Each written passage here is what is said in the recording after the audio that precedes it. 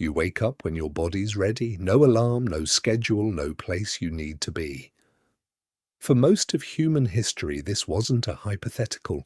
This was every single night for roughly 300,000 years.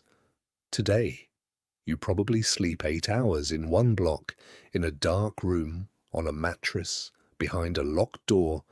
It feels natural. It feels like the way humans have always slept. It isn't.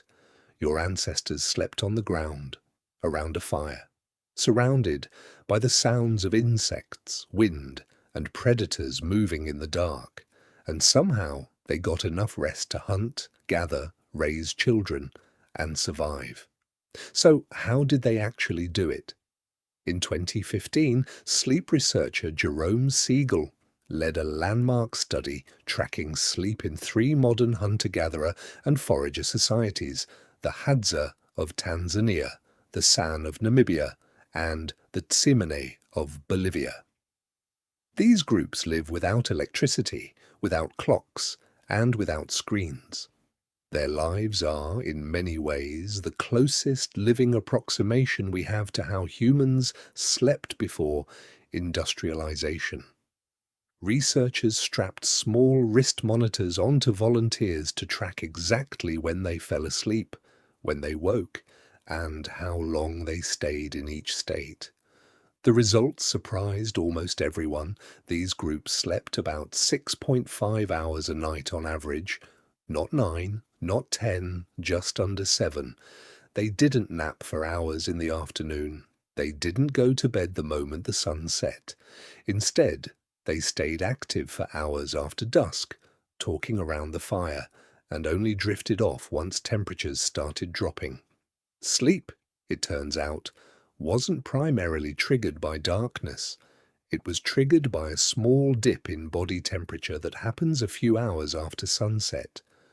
This challenges a popular idea. You've probably heard that ancient humans slept in 2 separate chunks each night, a first sleep and a second sleep, with an hour or 2 of quiet wakefulness in between. That idea comes from historian Roger Ekirch, who spent years combing through diaries, court records, and literature from pre-industrial Europe.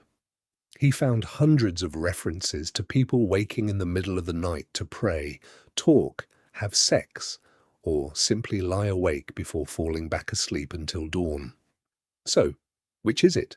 Segmented sleep or one long stretch? The honest answer is both existed, depending on the environment. Ekirch's segmented sleep pattern shows up mainly in colonial and early modern Europe, where long winter nights stretch to 14 hours of darkness. Nobody's body needs 14 hours of sleep. So the sleep naturally split in 2 with a waking gap in between.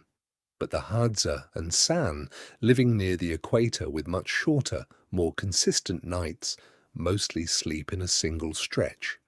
Sleep, it seems, was never one fixed ancestral pattern. It was flexible. It adapted to how much darkness there actually was. Now picture it. You're lying on packed earth or a woven mat, a fire crackling a few feet away. The fire isn't just for warmth, it's a security system, a slow-burning wall between you and whatever moves in the dark beyond it.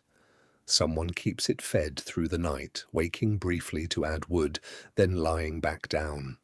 This isn't insomnia. It's a shared responsibility, one more task woven into the rhythm of rest. Anthropologist Carol Worthman, who has spent decades studying sleep across dozens of traditional societies, found something else striking. In most of these communities, people don't sleep alone and they don't sleep in silence. Sleep happens in the same space as talking, coughing, children stirring, and dogs shifting position. Worthman's research suggests this constant low-level activity isn't a disruption to be minimized. It's the environment humans evolved to sleep inside. Total silence and total darkness, the conditions many of us now consider ideal for sleep, are actually a fairly recent invention. There's a reason for this. In a group encampment, sleep was never a fully unconscious state for everyone at once.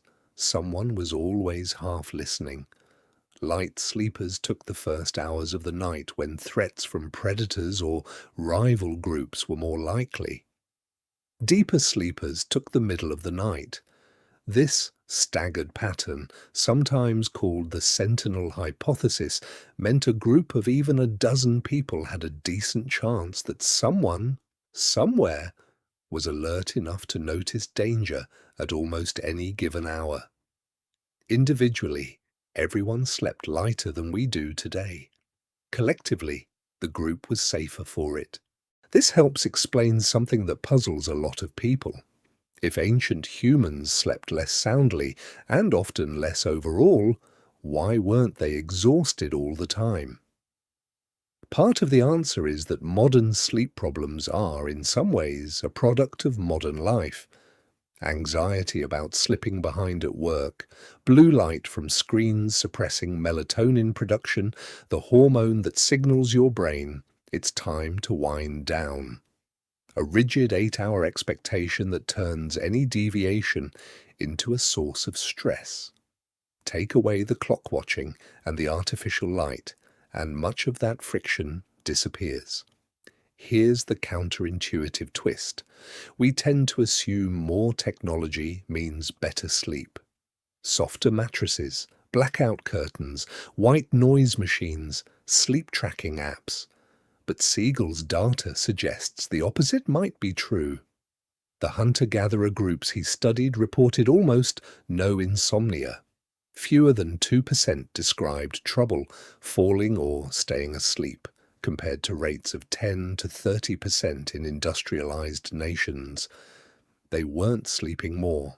They were sleeping in sync with their own bodies, without a device telling them they were doing it wrong. That single detail might be the whole story. Ancient humans didn't outsleep us. They outtrusted their own biology. When the sun went down and the temperature dropped, they didn't lie awake calculating how many hours they had left before an alarm. There was no alarm. There was only the fire, the sound of breathing nearby, and a body that knew, without being told, when it was time to rest and when it was time to wake. Now think about your own night, the phone on the nightstand glowing faintly even when it's off, the mental math about tomorrow's schedule, the quiet dread of checking the clock at 3 a.m. and doing the subtraction. None of that existed for most of human history, and yet somehow your ancestors were rested enough to walk for miles, track animals, and keep children alive through the night. Maybe the goal was never 8 perfect, unbroken hours in total silence. Maybe rest was always meant to be a little messier than that, a fire that needed tending, a companion breathing nearby, a body trusted to know its own rhythm. You still carry that same body. It still drops in temperature a few hours after dark. It still wants to sync with light and shadow, not with a screen. You just haven't been near a real fire in a long time. So tonight, when you wake up, when your body's ready, ask yourself what it's ready for. It might not be broken. It might just be remembering.